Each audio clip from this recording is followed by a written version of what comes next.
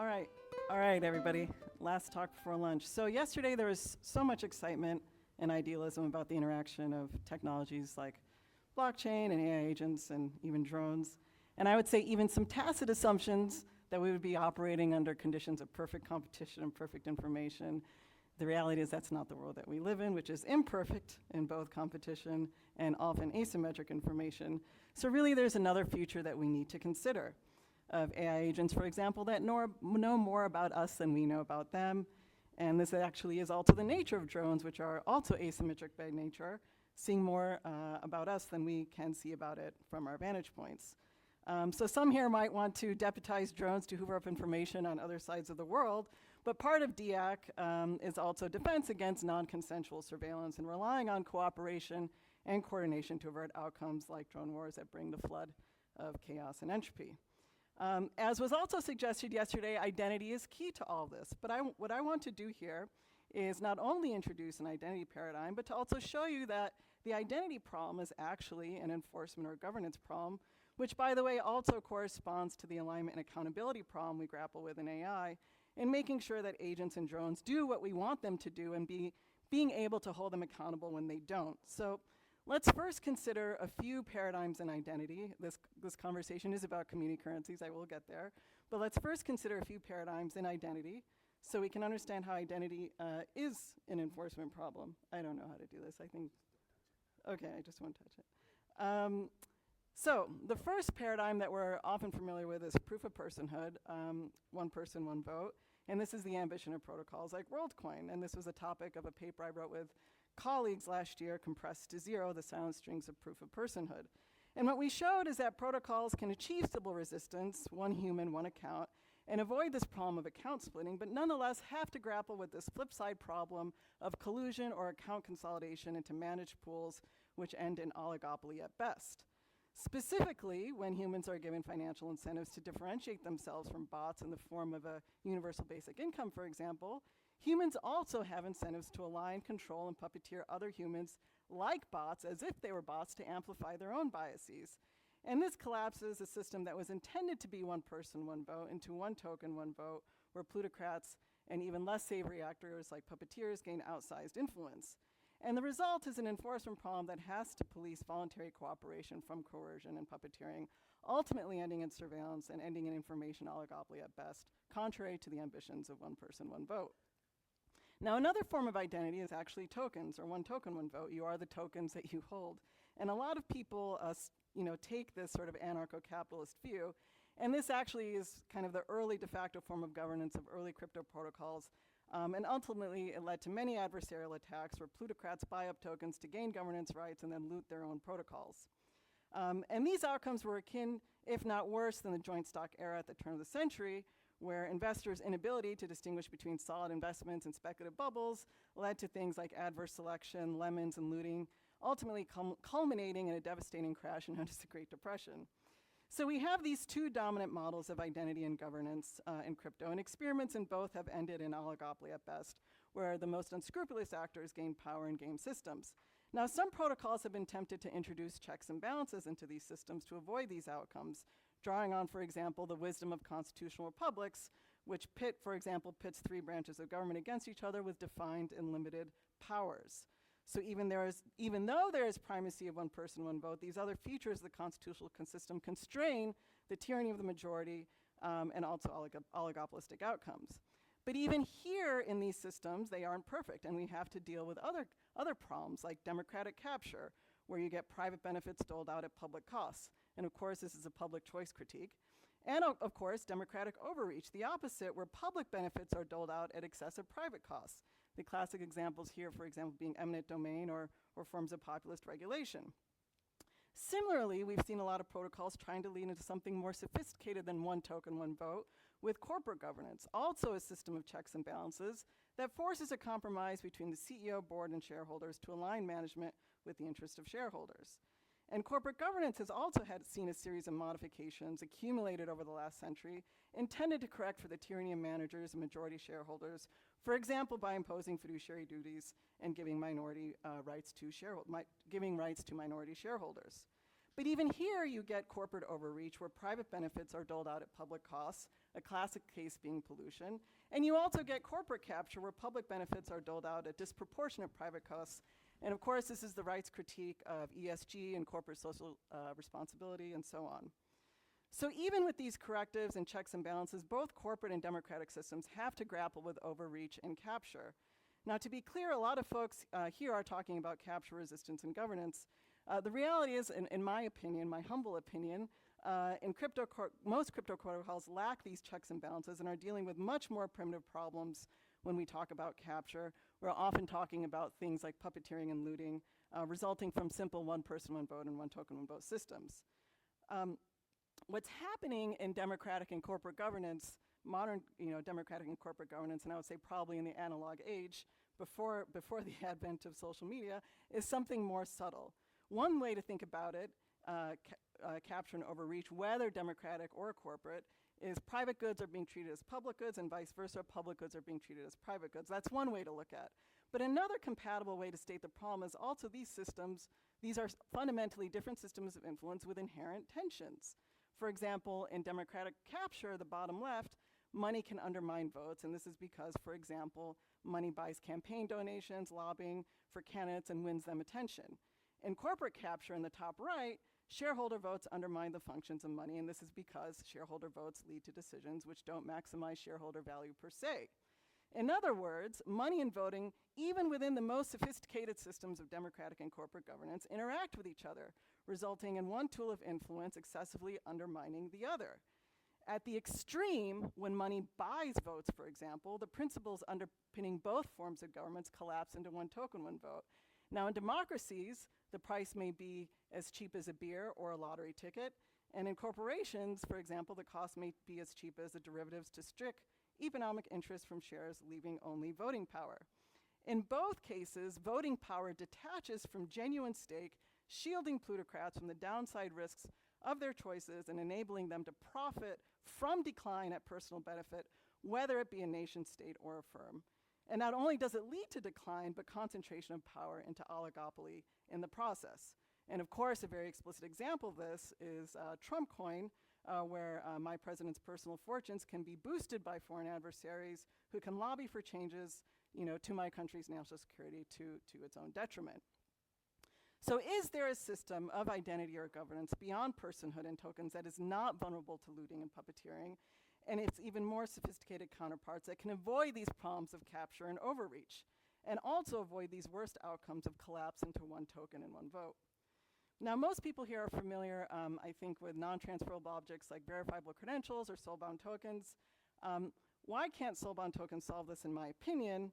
Well, the idea behind soul-bound tokens was to instead of have a single global identity credential, to have as many as diverse as associations, affiliations, and memberships that differentiated us, each here represented by a circle. The idea was to introduce a richer sense of identity without a global identity system that promises one person, one vote, but really ends in oligopoly, while opening up the computational space to correct for biases that arise from overlapping affiliations or really overlapping and correlated conversations. But the soul-bound paradigm has several key weaknesses. First of all, it presumes affiliations are binary, where in reality most are fluid and porous along a spectrum. We have degrees of membership in community, and this is true for every association set. Second, it doesn't really deal well with this messy intersection of money and votes. Many groups do have an economic component that interacts with a non-financial component, and the failure to acknowledge these interactions is precisely what leads to the problems of capture and overreach, the enforcement problem, or simply spoofing systems with artificial credentials to gain greater influence, particularly in systems that are quadratic and plural, which I am biased towards. So identity is not just about memberships to social groups, but should also account for economic stake, and specifically the trade-off between money and influence in and across groups. This brings me to a draft of a paper which I recently released, Community Currencies, the Price of Attention and Cost of Influence, and I gave it a second title because I couldn't quite decide, The Price of Entry and Cost of Exit in a Networked Age. Now, the paradigm I introduced is called PARE, the Plural Community Asset Resource Exchange. It builds on SBTs and sees identity as our constellation to participation in different groups, different social groups. Some examples of communities: churches, music, parks, online forums, network states, research societies, scientific societies, labs, basically all of civil society. How does PARE work? Well, step one, a community comes together around a shared mission, values, or goals. They make a currency which they distribute to their members. Now, how it distributes that currency can happen on a spectrum of financialized to non-financialized interactions. For example, they can auction off a new lot of tokens to the highest bidder.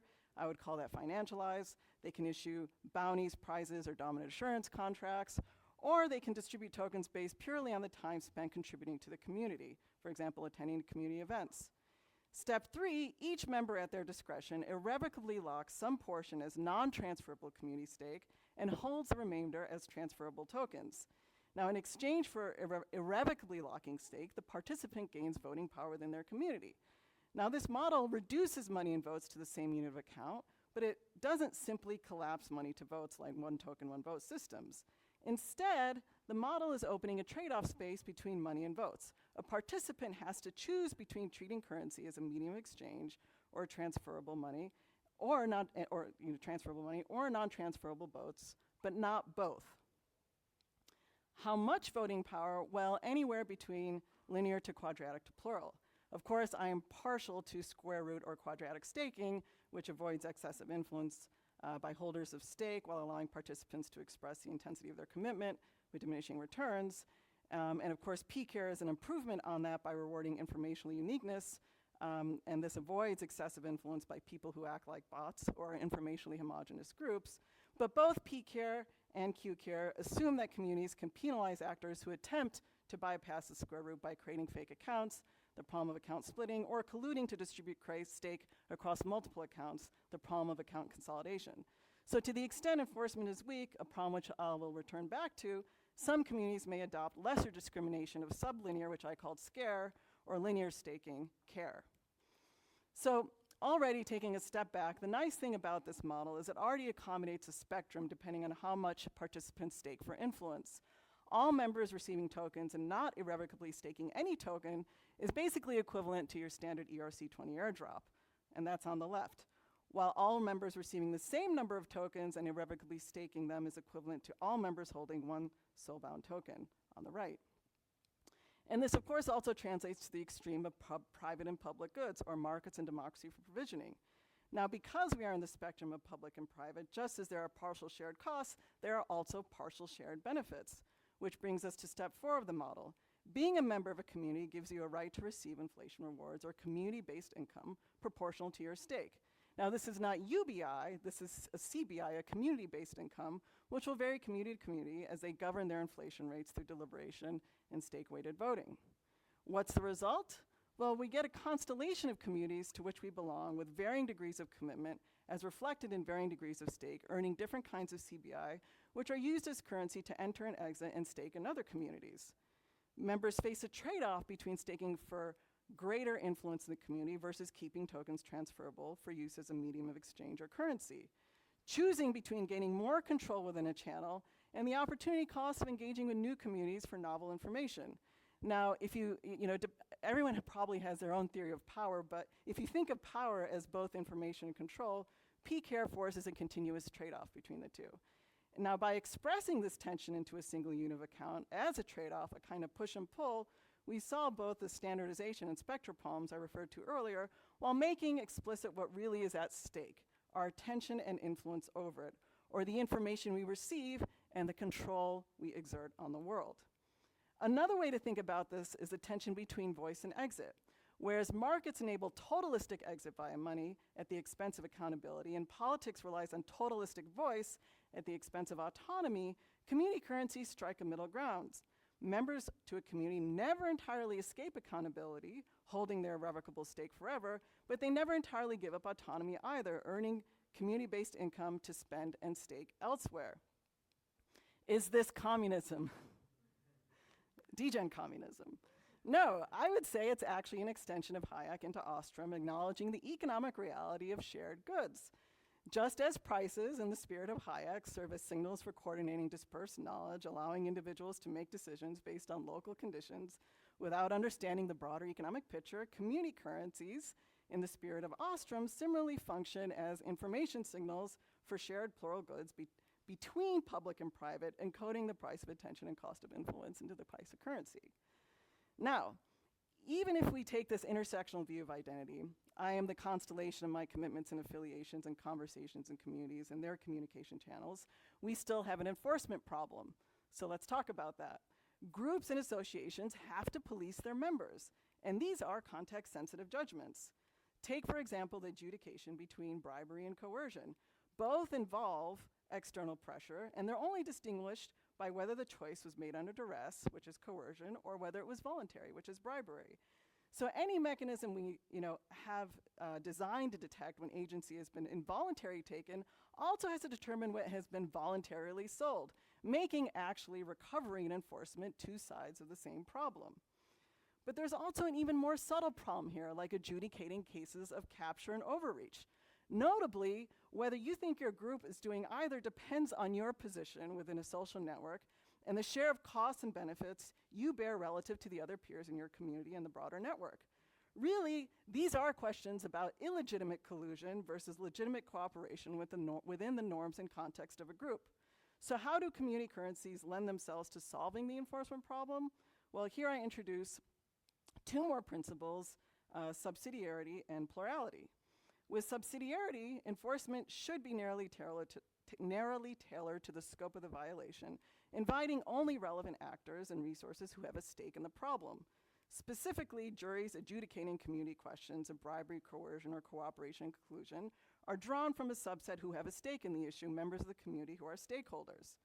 Whereas subsidiary leverages local knowledge, plurality in turn balances juries across multiple perspectives, drawing on community members who are less alike or dissimilar to cancel out idiosyncratic biases or majoritarianism.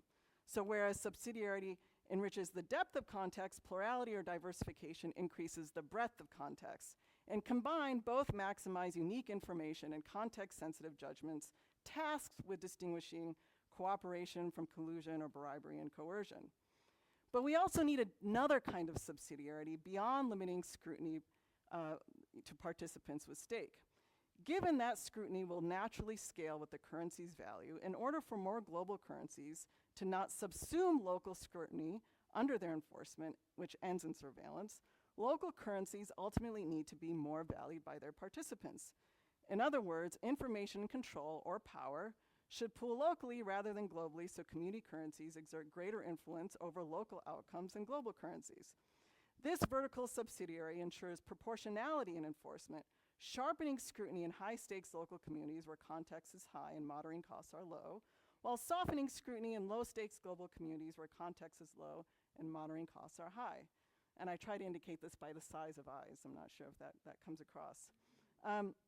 Now, of course, this is a huge assumption, but I think places like Switzerland give us hope for this kind of subsidiarity.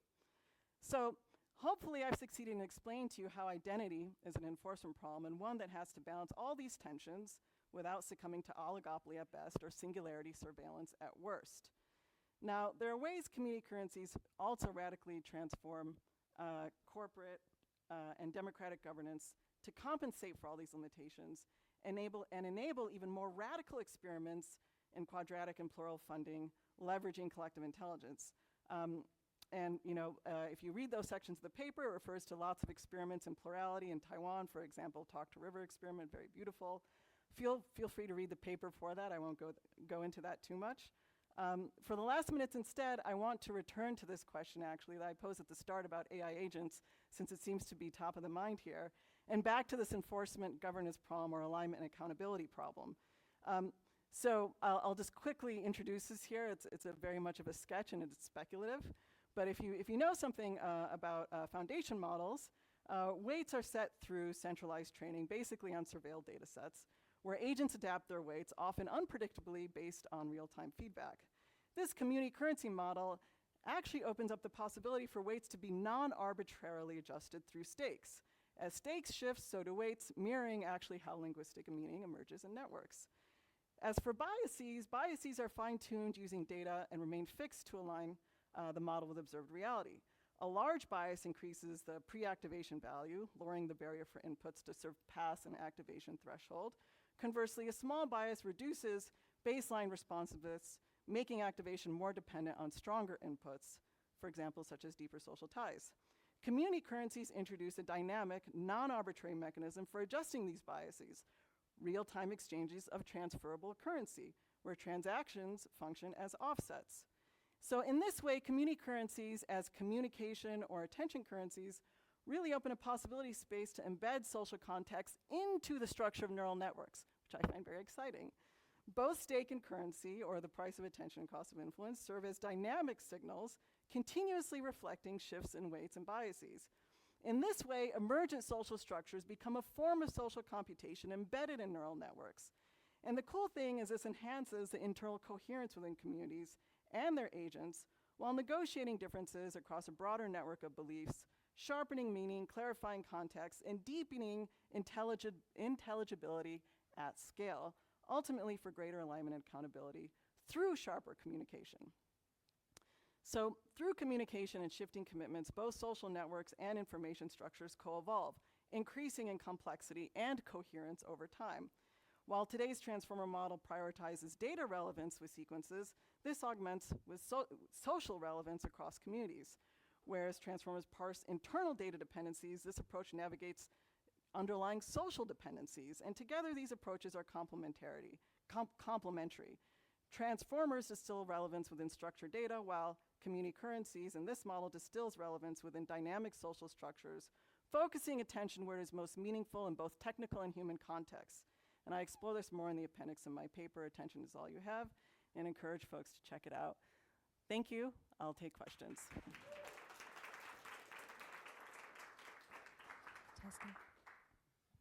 Hello.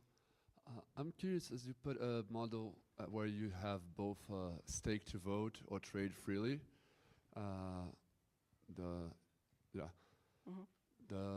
isn't that in my mind it just makes a straightforward path to capture being I just get enough on the market and get most of the stake, and now you govern through me. Like I make my own secondary governance. I'll make a meta protocol on your protocol, and I'll just acquire because you're doing the inflation distribution to the stakers anyway, so there's a financial incentive to staking, and I'll get those fees and be able to have a meta governance governing what you would be. Well, so your voting power is non-transferable. So I can't like liquid staking tokens. I'm not envisioning that. That would be treated as a form of bribery, which communities would enforce against. Oh, okay. Okay. Next question. Yeah, thank you for your presentation. I was wondering, could you give an example of what a community currency would look like in practice? Like, let's say for the Zuitzerland right, great question. So like, I really see the first use cases being reinvigorating civil society. And by the way, this is like speculative to some extent, like it doesn't exist. I don't see a model for this, and hopefully this will encourage experiments. But I'd like to see experiments, for example, labs and research groups are one example, building off the last talk. Also, like even other groups in civil society like churches, or even like provisioning like local news. I think these will all take very different models. Like I give this, and this is I think is maybe a point of confusion in the paper, is that there's actually like the spectrum of non-financialized to financialized use cases. And so I think we'll see like I want to experiment with a spectrum of that. And so how you actually gain access to a community will differ depending on communities. Like churches that are auctioning off tokens will be very, very transparently a scam church, right? Versus ones that focus on your time and like heart and commitment. So anyways, I think there's a spectrum, yeah, I'll be writing another blog post about civil society use cases. Next. Just a very quick question, because I'm trying to still make sense of this. So how are new entrants put into the system? So like if you're a child born into this community society that's run by these structures, it just feels a little bit like an aggregation of wealth still. There's like, it's almost like pyramid to me. Like you come in, you can have very good desires and wants, but you really you haven't accrued this wealth, whatever it's called, social wealth. Can you comment a little bit on that? Yeah, so I mean, actually, like I am trying to fundamentally change the nature of money here, right? By forcing trade-offs. Whereas money just sort of like buys votes and the two are the same thing, I'm actually trying to separate the two and counteract this wealth effect so we don't end up in Pareto outcomes, right? But the question about a kid, that's like born, right, is a really interesting one. And actually, Glenn has a lot of interesting ideas about this. But you imagine that different communities, for example, I'm very interested in non-financialized communities, where you spend time, right, in attending events, and through that you gain greater rights of participation, right? And in those communities, I think kids come and they kind of come to earn, right, their influence over time, depending on their participation, right? So it enables that kind of like spectrum of membership that I was talking about. I think I have time for one more question, and then we got to break for lunch. Hi, this is my big interest. So I study economics, but so maybe this was touched on and I missed it, but how is currency issuance, as currency issuance is the foundation of community monetary sovereignty in modern monetary terms, how is currency issue approached, and as far as funding things, and if there are other monetary regulation, like money regulatory functions beyond staking that are produced in your models? So communities will people come together and they say, we're going to issue a currency, and they agree by the rules around that, right? Including the set of participants who can participate, whether it's financialized or non-financialized. So this is really enabling groups of people to set their own terms, and most importantly, making those terms transparent to participants.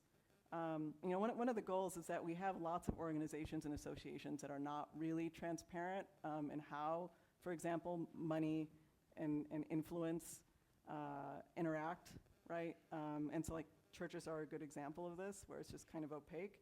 And so participants who enter the group based off of the initial model set by the initial members, they will have some transparency around that.